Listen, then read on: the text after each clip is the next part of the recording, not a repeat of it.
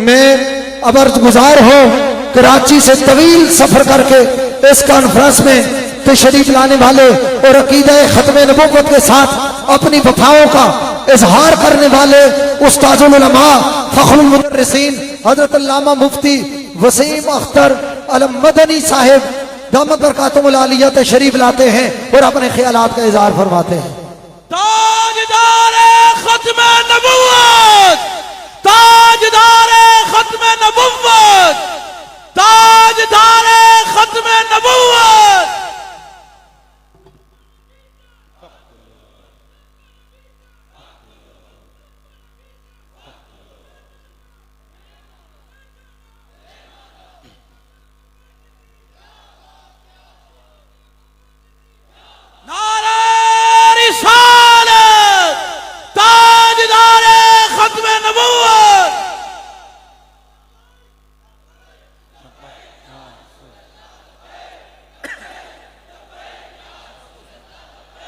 लब्बैक लब्बैक लब्बैक या रसूल अल्लाह लब्बैक।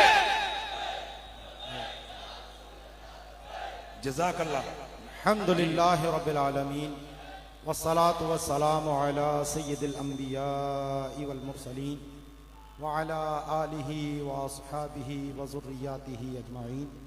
अम्मा बाद। स्टेज पर मौजूद उलमा इकराम, मशाइख़ इज़ाम और अवाम अहले सुन्नत, अस्सलामु अलैकुम व रहमतुल्लाहि व बरकातुहू। हज़रत मुस्लिह उम्मत पीर सैयद हसीनुद्दीन शाह साहब मुद्दज़िल्लुहुल आली का मैं शुक्रगुज़ार हूँ कि उन्होंने इतने अहम मौजू पर इतनी अज़ीमुश्शान इस इज्तिमा का इनेकाद किया कि जिसमें पाकिस्तान भर के उलमा इकराम और मशाइख़ इज़ाम को यहाँ पर जमा किया। हमारे यहाँ जमा होने का एक ख़ास मकसद है कि मुबारक सानी केस की कल सुप्रीम कोर्ट में समाअत है और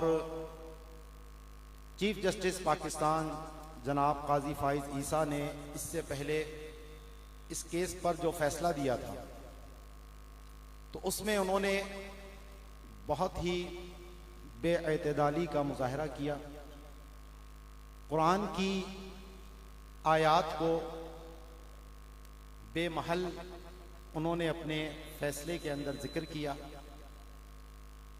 और ऐसी बातें कि जो कादियानियत के हवाले से तयशुदा हैं उनको दोबारा से उन्होंने खोलने की कोशिश की। अब उनका मकसद क्या था?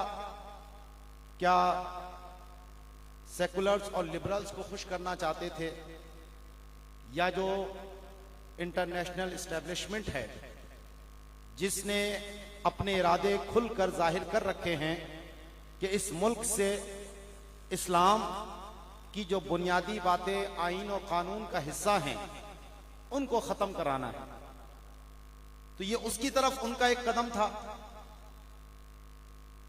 उलमा ने जब ये फैसला आया तो उस पर शदीद एहतजाज किया।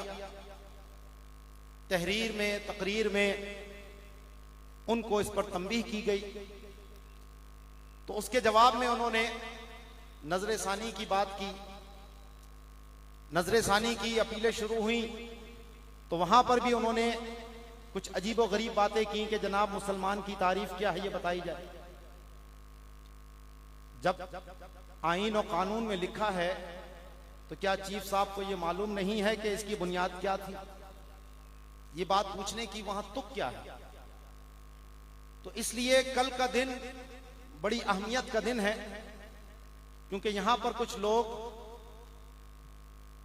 शराफत को बुज़दिली समझते हैं और अवाम के पुरअमन रहने को ये समझते हैं कि इनको जो चाहें कर जाएं, इसका लाइसेंस मिल गया। तो इस मुल्क में आईन भी है, कानून भी है, इस्लाम भी है और इस्लाम के मुहाफिज भी हैं। अगर कोई अपने इख्तियारात से तजावुज करेगा तो उसका रास्ता रोका जाएगा।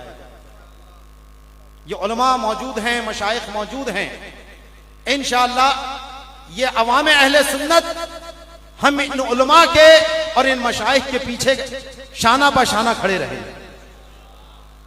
और कल अजीब इत्तेफाक है कि 29 मई है और आज से 50 साल पहले 29 मई 1974 ही को वो वाकया हुआ था कि जब चनाब नगर के स्टेशन पर उन कादियानियों ने निश्तर कॉलेज के तलबा पर हमला कर कर उनको जख्मी किया था। और उसी के नतीजे में फिर 7 सितंबर 1974 को कादियानियों को गैर मुस्लिम करार देने की करारदाद पार्लियामेंट से मंजूर की गई थी। तो कल भी 29 मई है। अगर आईन और कानून के मुताबिक फैसला होता है तो इंशाअल्लाह ये इस मुल्क के लिए खैर और बरकत का सबब बनेगा। लेकिन अगर इससे हटकर कोई और बात की जाएगी तो ये मुल्क वैसे ही बहुत से बहरानों में घिरा हुआ है। तो मजीद अगर कोई बहरान इस मुल्क में पैदा करना चाहता है तो वो यकीनन पाकिस्तान का खैर ख्वाह नहीं हो सकता। तो हमारे अरबाब इख्तियार को देखना चाहिए कि क्या इस वक्त मुल्क इन बातों का मुतहम्मिल है कि इन करोड़ों मुसलमानों के ईमान को ललकार कर उनकी गैरत ईमानी पर ज़र्ब लगाकर इस मुल्क में कोई तरक्की हासिल हो सकती है? ऐसा कभी नहीं होगा। इंशाअल्लाह ये एक जंग कोर्ट में लड़ी जाएगी और एक जंग इंशाअल्लाह सड़कों पे भी लड़ी जाएगी। हम इंशाअल्लाह सुप्रीम कोर्ट के बाहर भी खड़े होंगे और चीफ को बता देंगे कि जनाब ये सिर्फ आपका मामला नहीं है, ये 26 करोड़ 27 करोड़ मुसलमानों के ईमानों का मामला है।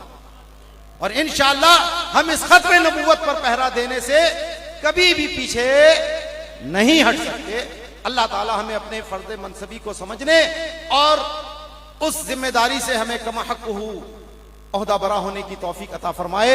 आमीन बिजाहिन नबी अमीन वमा अलैना इल्लल बलाग।